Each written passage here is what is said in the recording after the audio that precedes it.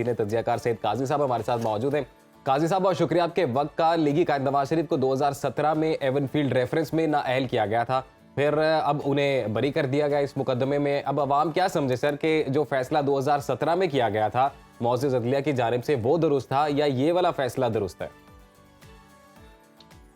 देखें, ये तो आपको लीगल एक्सपर्ट्स ही बता सकते हैं, मगर ये बुनियादी तौर पर बात तय है कि यहाँ पर जो एक इशू आया था मनी ट्रेल का, वो दे नहीं पाए। हाँ जी। अभी तक कुछ पता नहीं चला, कतरी खत आया था, कैसे ये पैसे वहां पहुंचे। तो ये इसके बारे में मोहतरम बेनजीर भुट्टो भी ऑन रिकॉर्ड हैं कि जी ये क्या हुआ था। और मैं साथ साथ आपको एक और बात भी बताता चलूं जी। कि ये कोरिया के जो एक सरमायादार थे जिन्होंने यहाँ पे ये मोटरवे बनाई थी, ये उन्होंने जेल काटी कोरिया में किक बैक लेने के इल्जाम में, तो लीबिया और पाकिस्तान के प्रोजेक्ट्स में।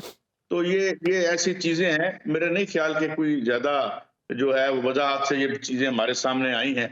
और फिर एक सवाल ये भी उठता है कि जिस मुल्क की जाती मैशत का बुरकस निकल गया हो और उसके हुक्मरानों की मैशत आसमान को छू रही हो, तो फिर कोई ना कोई यू स्मेल रैट, कोई ना कोई उसमें फिशी फिशी होता है। बहरहाल जो फैसला अदालत ने किया, जितनी हेस्ट में किया, वो आपके सामने है। इंसाफ होता ही नहीं, दौड़ता हुआ भी नजर आ रहा है। तो इसलिए पाकिस्तान में इंसाफ पे जब सजाएं होती हैं तब भी, और जब वापस होती हैं तो उस पर एक सवालिया निशान रहता है। लेकिन अगर कोई शख्स जो है उसने कोई जुर्म नहीं किया और उसके खिलाफ कोई सबूत नहीं है, तो बिल्कुल जो है इंसाफ होना चाहिए, उनको बाइज्जत बरी होना चाहिए, ये बिल्कुल होना चाहिए। इंसाफ ना सिर्फ हो बल्कि होता दिखाई भी दे। लेकिन जो सवाल उठ रहा है वो प्रोसिक्यूशन पर उठ रहा है। कल मौज़िज़ जज साहब की जानिब से भी जिस तरह के रिमार्क सामने आए हैं कि पहले जब क्लेम किया गया, नाअहल किया गया, सजाएं सुनाई गई, प्रोक्लेम ऑफेंडर भी उन्हें करार दिया गया था इसी मामले के अंदर, लेकिन अब अचानक से कोई सबूत ही नहीं है, उनके नाम पे कोई प्रॉपर्टी साबित नहीं हो पाई, तो ये इतना बड़ा डिफरेंस कैसे है?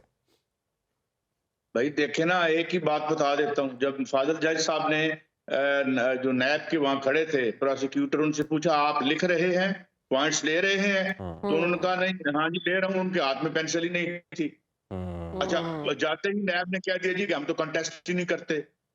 तो बात ये है कि एक ये वॉक ओवर मिला है, वन साइडेड मैच था, एक ही टीम खेल रही है और एक ही टीम गोल कर रही है। इसलिए ये बात तो बड़ी बड़ी जाहिर है और वाज़ेह है। मगर जो अभी आपने कंक्लूजन ड्रा किया है, इतना आसान नहीं है। अब एक बड़ी मुसीबत बन गई है, और मुसीबत वो ये है कि इस मुल्क में 24 करोड़ वोटर भी रहता है। हाँ जी। अब उसका क्या करें? उसके भी तो दिमाग में सवालात बढ़ रहे हैं ना कि पहले जो फैसले किए गए थे, आया वो गलत थे या अब जो फैसले किए जा रहे हैं वो सही हैं?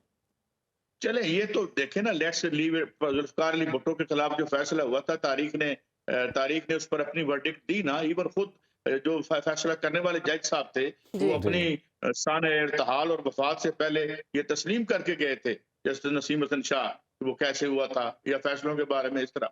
मगर मैं ये आपको कह रहा हूं कि it is not that simple. There is lot more than meets the eye, कैसे कहें। उसने तो जो बंदा आगे कर दिया है। पहले तो ये था कि जी वो बहन को बनाएगा, नहीं जी वो अपनी बेगम को बनाएंगे।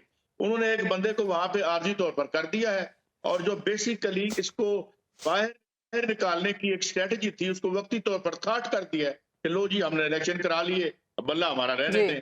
तो इसलिए इसमें प्रॉब्लम सिर्फ एक है। प्रॉब्लम ये है कि ऊपर से तो सारा मैनेज हो गया, नीचे से मैनेज नहीं हो रहा, जलसा कर नहीं सकते, किधर जाएं, ये है प्रॉब्लम। और जी काजी साहब, नवाज शरीफ को अदालत से तो रिलीफ मिल गया है, अब ये कहा जा रहा है कि अजीजिया में भी उनको मिल जाएगा, जो सूरत हाल नजर आ रही है। ताहयात नाअहली का क्या होगा?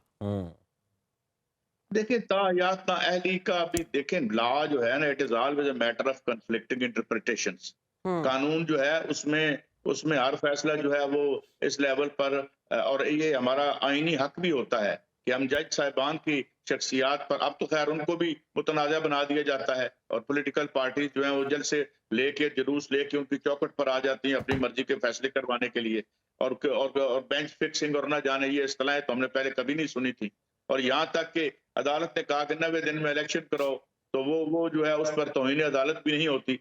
तो इसलिए ये एक अजीब किस्म का एक जमाना आ गया है कि जिसमें अब अदालतें और आइन बड़े लचकदार से बना के रख दिए गए हैं, और जो रूलिंग एलीट है और जो ताकतवर शराफिया है उसके लिए ह्यूमन राइट्स हों या ये कानून वानून हो, काजी साहब वैसे वो अभी उनके मेरी कुलीग जो शहर बानो ने सवाल उठाया, इट्स वेरी इंपॉर्टेंट। मैं भी यही पूछना चाहता हूँ कि बेसिकली जो ताहयात ना अहली थी, that was if I am not wrong under 184(3). तो अब वो सुप्रीम कोर्ट ने ही तशरीह की इस सारे मामले की, तो अब ये मामला दोबारा जाएगा, उस पर नजरसानी होगी इस सारे मामले के ऊपर। तो इंतखाबात से पहले ये तमाम मामलात इतनी जल्दी में हल होते नजर आते हैं आपको? देखिए जी, करने पड़ेंगे। 19 तारीख तक जो है इन्होंने अगर ना किया, अगर इलेक्शन 8 तारीख को होना है तो 19 से पहले पहले इनको सब क्लीन चिट्टें मिलनी पड़ेंगी, वरना तो ये इलेक्शन लड़ नहीं सकेंगे, कागजात नामजदगी कैसे जमा करवाएंगे। तो ये तो इनको करना पड़ेगा। अब सवाल ये है कि जब सुप्रीम कोर्ट क्या फैसला करती है, अब उसमें जो कानून बना था उसमें तो ये था जी कि ये जो पास्ट ट्रांजैक्शंस हैं क्लोज्ड, उन पे नहीं लागू होगा, लेकिन उसके बाद अपील का हक दे दिया गया। अब जी। अपील का हक लेके जब जाएंगे तो बेंच क्या बनता है, वो क्या फैसला करता है, कितने दिनों में फैसला करता है। अब एक तरफ तो आप देखें तो जो जी। फैसले हैं वो महीनों से ही महफूज हैं, और एक तरफ से आधे आधे घंटे में फैसले हो रहे हैं।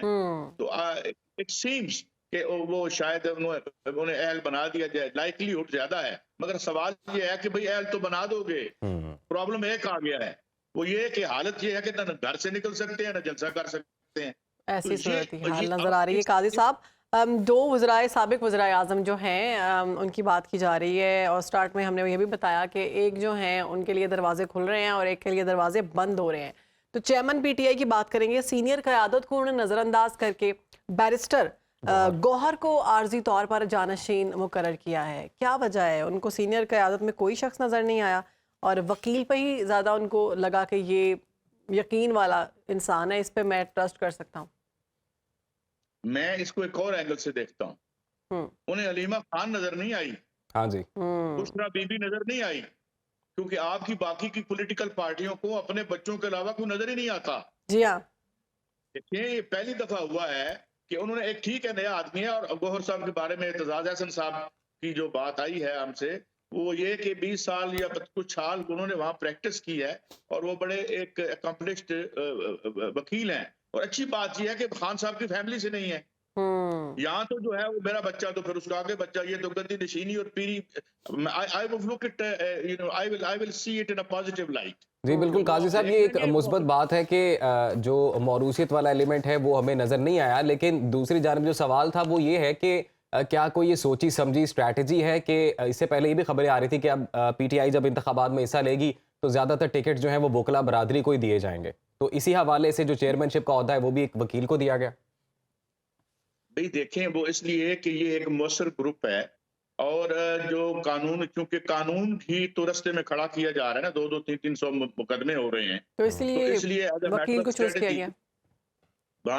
एक तो 10 बड़े लायक हैं, इवन सलमान अकरम राजा साहब का नाम आ रहा है, लतीफ खोसा साहब का नाम आ रहा है, एतजाज हसन साहब का नाम आ रहा है, और इसके अलावा 7 और बड़े टॉप के जो हैं वो वकील। तो इस पीपल, अगर ये बल्ले का निशान मिलता है और इन्हें इजाजत रहती है इलेक्शन लड़ने की, इमरान खान भले अपेक्स लीडर बन के ऊपर बैठे रहेंगे, जैसे नवाज शरीफ साहब लंदन से बैठ के बगैर किसी ओहदे के कंट्रोल कर रहे थे, तो ये भी जेल में बैठेंगे, क्योंकि नाम तो इनका चलना है, वोट तो इनका ही है। तो उसमें वकला की एक बहुत बड़ी तादाद होगी, ताकि जो लीगल बैटल्स हैं, ये जो लीगल इम्पेडिमेंट्स उनके प्लेस की जाती हैं उनके सामने, वो उसे मौसर तौर पर ओहदा बरा हो सके। जी काजी साहब, आखिर में ये पूछना चाहूंगी कि स्पीकर कौमी असम्बली राजा परवेज अशरफ कहते हैं कि अगर नून लीग और पीपल्स पार्टी मिलकर करें तो वो ये हुकूमत बना सकते हैं, इंतखाबात में कामयाबी मिल सकती है, मगर बिलावल भुट्टो जरदारी साहब की जानिब से तो तीरों के निश्तर बरसाए जा रहे हैं नून लीग पर, लाडला, किंग पार्टी और लेवल प्लेइंग फील्ड की बातें की जा रही। असल में नवाज शरीफ ने आउटविट किया जरदारी साहब को।